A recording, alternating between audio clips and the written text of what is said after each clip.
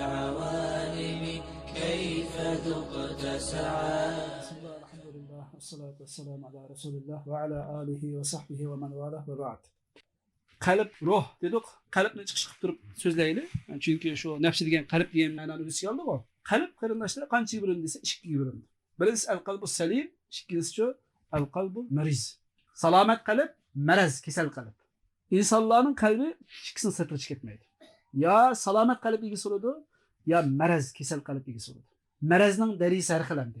Salomatlikning darajasi har xil. Mesela 2-3 tane hareketçi sağlam buludu ama tağının çok kısa kim tez çıkarlaydı dese fark çıkıdı bu ha. Demek salametlikinin ama derisi var ki. Keselnami şundak. Bazılar jügende kılıdı içiden kum ketken. İçki azalarını çıtak çıkan. Keselnami derisi arxılken. Sağlamlıkının ama derisi arxıl. Şuna salamet kalbinin ki ahvalı karta cennetin dereceleri köp oldu. Yani şehit için kaç derece var cennette? 100. Andakta sağlamlıkının derisi var ki bizde düştük. Demek bütün ayet hadisleri keşfetsek bu ikisinin sırtına çıkmaydı arkadaşlar. El-kalbu salim, salamet kalp, el-kalbu mariz, kesel kalp. Kur'an-ı Kerim'de 20 yerde kalp hakkında gep gelgen. Bunun 8'i de salamet kalp hakkında gep bolgan, 12'si de kesel kalp hakkında gep. Salamet kalp hakkında Kur'an-ı Kerim'de bir lafızlar bilen kelgen. Mesela el-kalbu salim, salamet kalp, el-kalbul munib, tövbe kılgıcı, Allah Teala qaytgıcı kalp, el-kalbul mutmain, hatırjam bolgıcı, emin bolgıcı kalp. El-kalbul hayy, tirik qalb, hayat qalb degan shunday iboralar bilan 8 yerde salomat qalb zikr qilingan. 12 yerde kesal qalb haqida zikr qilingan dedik. Bu qanday iboralar bilan kelgan desa, el-qalbul a'ma, qarg'u qalb, el-qalbul asim, gunohkor, asi qalb, el-qalbul mahtum, pechatlangan qalb, el-qalbul qasi, qasobatlashib ketgan, qitib ketgan qalb, el-qalbul g'ofil, g'ofil qolgan, g'aflat qilib qolgan qalb degan ma'nolarda 12 yerde kesal qalb haqida gap bo'lgan. Demek kalplerinki salamet ve kesel bolduğanlıkını Kur'an-ı Kerim özü ispatlagan. Hadislerde hem kelgen bu akta. Nefsini, ruhunu paklayımız digenlik ki ha kalbimizde mesele var, ruhumuzda mesele var. Kırk asmaklı çan tozanlı bağ, günah meysetli bağ, şeytanın kıltakları desep sağa yerlerimiz bağ demek için. Hiç kaysımız kalbimizde pak diyemeyiz. Allah Teala hem ve la tuzekku enfusekum. Nefsini onda paklap etmanglar, üzerinden appak çağlamanglar, takvadar hesaplamanglar dep Allah Teala hem bizi ügütüp koyuyordu. Hem de İbn Useymin rahmetullahi aleyhininki kesellikni qandaq taqsim qilgan vaqt nima uchun ichiga qarab baqaydi. İbn Useymin rahmetullahi deydi ki kesel ikki turlik deydi.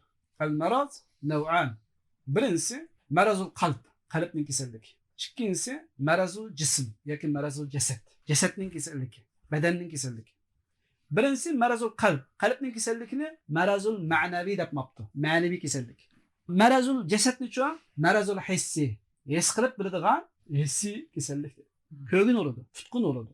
Kalpning keselligini-chu kögün bayqaladi. Şuna deydi ki, kalpning keselligi ahamiyat berishga, ko'ngil bo'lishga texmi avlo deydi.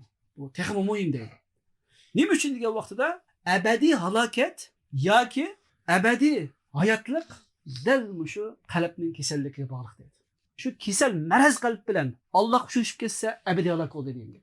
Dünyadımı harlıkta, ahirette mi şu ebedi ziyan içinde öttü diyen gibi. Kesel kalp bilen Allah çözüp kalsak.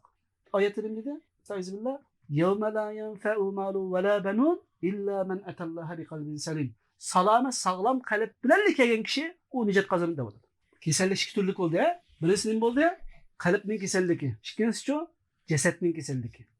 Yani bir menlik kabakta ruhunun keselliki birincisi. Yani bir şu cesetinin keselliki. Ma içki azalarımız, taşki azalarımızın keselliki. Bunun içindeki kayıs kesellik ve haterlik ki kalp kesellik. Şu vecdin biz bak ders kılıbatımız kardeşler. Ha, bu nefsinin keselliki, ruhunun keselliki, kalbinin keselliki haterlik bu. Devam ediyor ki kalbinin keselliki ya davalasınız sizin ebedi hayatlık eriştirdi.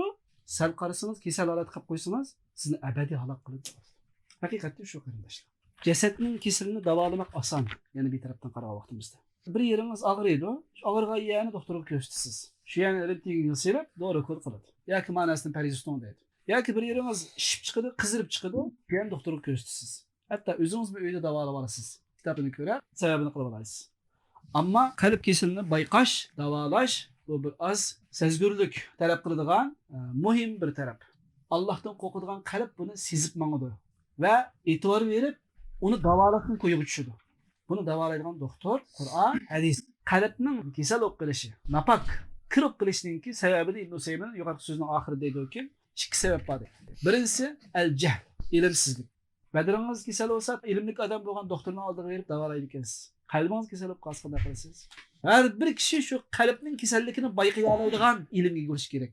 Va bayqagandan keyin buning davosini qiladigan ilmga egilish kerak. Bu kitobimiz orqali qalbimizning kasalliklarini birinchidan bayqashni o'rganamiz inshaalloh. Ikkinchidan bayqalgan marazlarga, shu kasallarga do'rokul qilishni o'rganmoqchi. 10 do'rokulni so'zlaydi ekan bu kitobda. Ashru qavaid fi tazkiyatun nafs. Şu nefsideki keselliklerin merazını davalaştıki 10 xil do'rokul davalarını daşıtqa vaqtimizda. Şunu öğretmekçi bizge. Doktor olmakçı inşallah biz. Kalbimizin kesellikini bayqaydigan diagnoz qo'ya oladigan avval, andan keyin buningga do'rokul qilib davalash ip baralaydigan holatni yetildirmoqchi inşallah. Qalbning kesal bo'lishning sababi birinchisi jahl ekan. Bu ilm so'rinimiz orqali shu jahlni tugatmoqchi inşallah. İkincisi deydi İbn Hüseyin rahmetullahi alayh, qalbning kesal bo'lishning sababi al-i'raz vel-juhud vel-kibr deydi. Yüz örüş, haqqini yüz örüş. Cahillik qilish, kibrlik qilish. Mushumu qalbning kesal bo'lishining bir sababi deydi. Rasululloh sollallohu alayhi vasallam kibr haqida nima dedi? Batarul haqq va ghamtun nas dedi. Haqni inkor qilish, kishilarni ko'zga ilmaslik. Ilm so'rinni ko'zga ilmaslik. So'rin ahlini ko'zga ilmaslik. O'zini cho'ng tutish. Mana bu kibr. Shunga qarindoshlar, kibr, hasad, haqni yüz örüş insonning qalbini kirlashtiradigan sabablardan birisi. Sözümüzü müşahede ahırlaştırımız vaqt münasebeti bilen. Allah subhanahu wa ta'ala bu derslerimizge eski dünyalık menfaatlik derslerden kutlarsın. Allah subhanahu wa ta'ala nefsillerimiz yani ruhlarımızı, kalplerimizi, akıllarımızı özünün nuru bilen, hidayeti bilen ve Resulullah sallallahu aleyhi ve sellem'in mübarek hadisleri bilen paklap versin. Şeytan esir olup kalgan, mahkum olup kalgan alet bolsa Allah subhanahu wa ta'ala şu esirlikten, şu mahkumluktan tez pat fursette kutuldu olsun. Allah subhanahu wa ta'ala nefsimizni salamet tutuşunki yollarını bizge talim versin. Ve Kur'an-ı Kerim'de Resulullah'da mahtalgan el-kalbu selim, salamet kalp ilgilerinin katarından kılsın. Subhanakallahumma ve bihamdik neşhedü en la ilahe illa ente nestağfiruke ve netubu ileyk ve ahiru da'vana elhamdülillahi rabbil alamin ve sallallahu ala hayri halki Muhammedin ve ala alihi ve sahbihi ecmaîn.